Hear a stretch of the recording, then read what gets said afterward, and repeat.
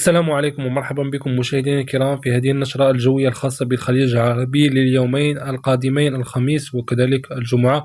إذا سنكتشف وضعية تساقط الأمطار وكذلك هبات الرياح إضافة إلى توقعات الملاحة والصيد البحري وأيضا درجات الحرارة. حرارة قوية منتظرة هذين اليومين خاصة بمناطق كل من عمان والإمارات العربية المتحدة والسعودية، وتفاصيل أخرى سوف نتعرف عليها في خلال النشرة الجوية. دون إطالة، صبيحة يوم الغد الأجواء تبقى مستقرة على كافة أرجاء الخليج العربي كما هو ملاحظ، كالسعودية وكذلك البحرين، كذلك مناطق قطر والإمارات وعمان وكذلك الكويت. وداخل الصبيحة تبقى الأجواء بها مستقرة مع منتصف نهار يوم الغد الخميس. إذا أجواء دائما مستقرة على كافة أجزاء الخليج العربي عدا مناطق أقصى جنوب غرب المملكة العربية السعودية كمناطق نجران، احتمال بها أن تكون هناك زخات مطرية جد ضعيفة ومتفرقة، هذا مع منتصف النهار.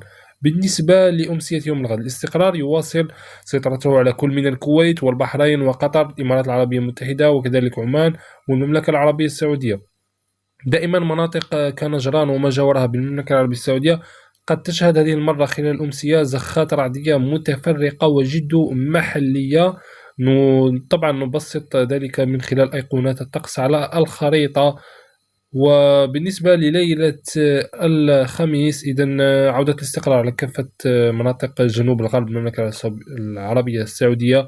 يبقى دائما الاستقرار مسيطرا على مناطق عمان والإمارات العربية المتحدة، إذا مناطق كالجزيرة وكذلك دبي وأبو ظبي وأم القيوين والخصب وكذلك مناطق القوع والمحاضر الغربية والعين والفجيرة ودابا الفجيرة بالإمارات العربية المتحدة، كل بهذه المناطق تبقى الأجواء مستقرة. كذلك على أجواء قطر كرأس لوفان والخور وكذلك الدوحة والشيحانية والريان وأم حتى، وأيضا الرفاع بالبحرين والمنامة ودار كليب والكويت كالأبراق ومناطق الأحمدي وصباح الأحمد وكل أرجاء المملكة العربية السعودية كذلك بها الأجواء تبقى مستقرة، وهذا خلال ليلة يوم الغد. لكن صبيحة يوم الجمعة نلاحظ دائما استمرار الاستقرار على نفس المناطق بالخليج العربي، دائما الأجواء تبقى مستقرة تماما.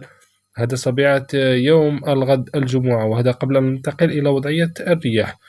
إذا بالنسبة لمنتصف نهار بعد غد الجمعة، احتمال لزخات رعدية جد محلية ومتفرقة وضعيفة على أجزاء من عرعر خاصة شمال عرعر بالمملكة العربية السعودية.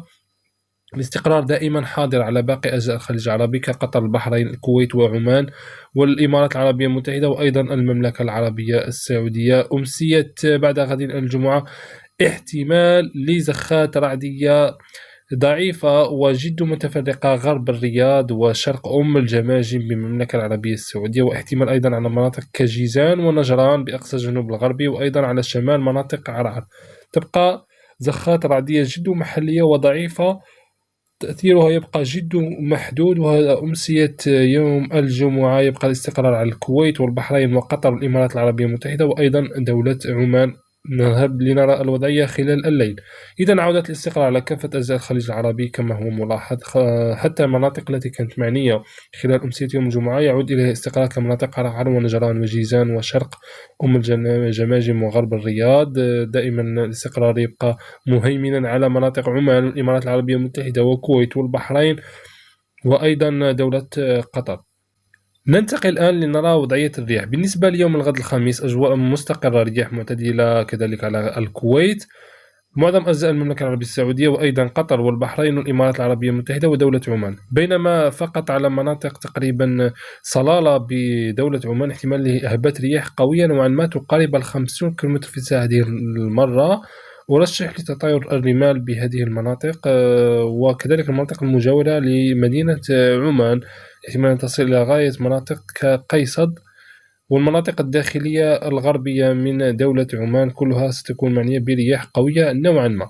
الآن بالنسبة ليوم الجمعة، يوم الجمعة إذن رياح قوية ستنشط يوم الجمعة خاصة على مناطق عرعر وما جاورها، احتمال أن تمتد إلى غاية شمال حائل بالمملكة العربية السعودية، واحتمال أيضا مناطق كشرق العيساوية وكذلك مناطق كسكاكا ستكون معنية برياح قوية، وهذا ابتداء من أمسية يوم الجمعة احتمال أن تمتد إلى غاية وسط المملكة العربية السعودية. كمناطق مثلا مناطق ليلة قد تكون معنية برياح قوية نوعا ما، وأيضا شرق جدة كالمدينة المنورة، وأيضا مناطق احتمال تمتد إلى غاية مرتفعات البحر الجنوب الغربي من المملكة العربية السعودية. رياح معتدلة تبقى على تنشط على الكويت والبحرين وقطر والإمارات العربية المتحدة وأيضا دولة عمان. ننتقل لنرى وضعية البحر. إذا وضعية البحر خلال هذا اليومين بداية من يوم الغد الخميس، البحر سيكون جميل على سواحل الكويت وسواحل عمان، وكذلك سواحل قطر والبحرين، عدا السواحل الشمالية أقصى الشمال دولة قطر احتمال لبحر قليل الاضطراب خاصة على سواحل رأس لوفان وكذلك سواحل لوسيل. إذا دولة قطر احتمال أن تكون هناك رياح من مناطق الرويس وكذلك مناطق رأس لوفان. إذا رياح ستنشط هناك مما يؤدي إلى بحر قليل الاضطراب على هذه المناطق، وأيضا على سواحل عمان تقريبا انطلاقا من سواحل صلالة وصولا إلى سواحل حلف مرورا بسواحل قيصر إلى بحر العرب. إذا هناك الرياح قد تكون قوية نوعا ما تنشط مما يؤدي إلى بحر قليل الاضطراب. كذلك على سواحل البحر الأحمر في الجهة المقابلة على سواحل المملكة العربية السعودية البحر سيكون قليل الاضطراب، علوم أمواج يصل بهذه المناطق إلى غاية المتر الواحد. يوم الجمعة إذا دائما سواحل الكويت تبقى تستمتع ببحر جميل هي وسواحل البحرين وكذلك سواحل قطر. سواحل الإمارات العربية المتحدة أيضا هناك بحر جميل، وفي الجهة المقابلة أيضا على سواحل البحر الأحمر البحر سيعود إلى الهدوء. إذا بحر جميل وهادئ على سواحل المملكة العربية السعودية وأيضا على سواحل عمان، عدا دائما مناطق تقريبا من سواحل صلالة وصول إلى سواحل حلف هناك البحر سيكون قليل الاضطراب احتمال يصير ارتفاع الأمواج إلى غاية المتر الواحد. والآن تركم مشاهدينا مع توقعات درجات الحرارة اليومين القادمين. طبعا درجات الحرارة الدنيا وكذلك القصوى ليومين الخميس والجمعة على الخليج العربي.